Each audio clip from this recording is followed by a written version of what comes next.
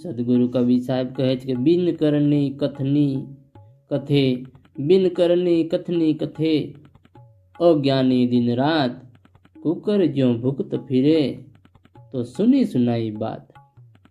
સદગુરુ કબીર સાહેબ કહે છે અજ્ઞાની સ્ત્રી ને પુરુષો રાત દિવસ કરણી સિવાય માત્ર કથની જ કથ્યા કરે છે। તેઓની ગતિ એક કૂતરાને ભસતો સાંભળી જેમ બીજા કૂતરા ભસવા માંડે છે તેમના જેવી છે। સાહેબ કહે છે કરને કરની સબ કહે, करने करने सब कहे न करने माही विवेक है, वाह करनी बही जान दे, वाह करनी बही जान दे न जो नहीं परखे ये कहे। साहब कहे करनी करनी तो બધા જ કહે છે, કરણી કરણી તો બધા જ કહે છે, પરંતુ કરણી કરણીમાં વિવેક હોય છે। તે કરણીને જ જતી કરો કે જે કરણીમાં એકાંતનું જ્ઞાન થતું નથી, સમભાવ આવતો નથી। પર નારી કે રાચતે, પર નારી કે राचते सीधा नर के जाए, तीन को जम छोड़े नहीं, कोटिन करे उपाय।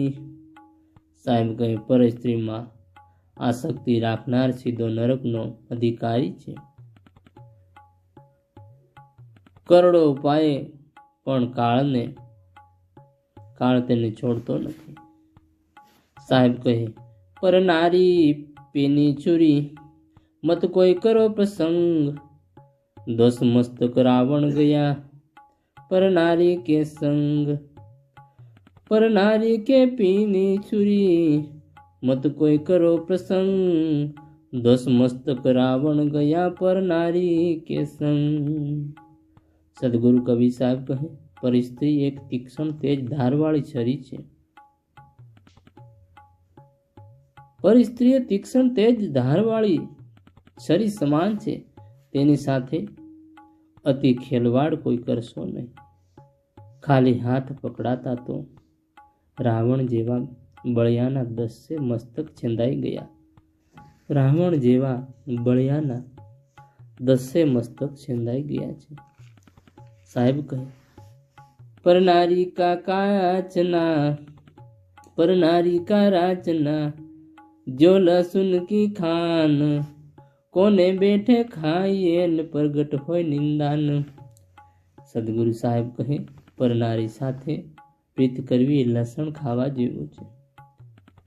ભલે તમે એક ખૂણામાં બેસીને લસણ ખાઓ તો પણ તે અંતે પ્રગટ થઈ જાય, તેવી રીતે પરિસ્થિતિનો સંબંધ પણ છુપો રહેતો નથી, એ પ્રગટ થઈ જાય છે।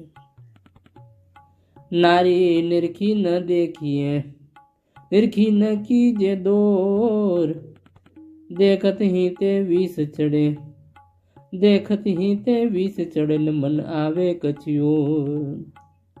બનતા સુધી સ્ત્રીને ધ્યાનપૂર્વક જોવી નહીં, સ્ત્રીને ધ્યાનપૂર્વક જોવી નહીં। કદાચ જોવામાં આવે તો તે તરફ ચિત્ત વૃત્તિને દોડાવે નહીં,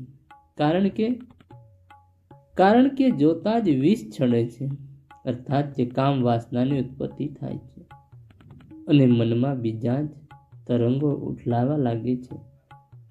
માટે જો કબ હું કે દેખીએ बीर बहीन के भाई, आठ पहर अलगा रहे न ताको काल न खाए।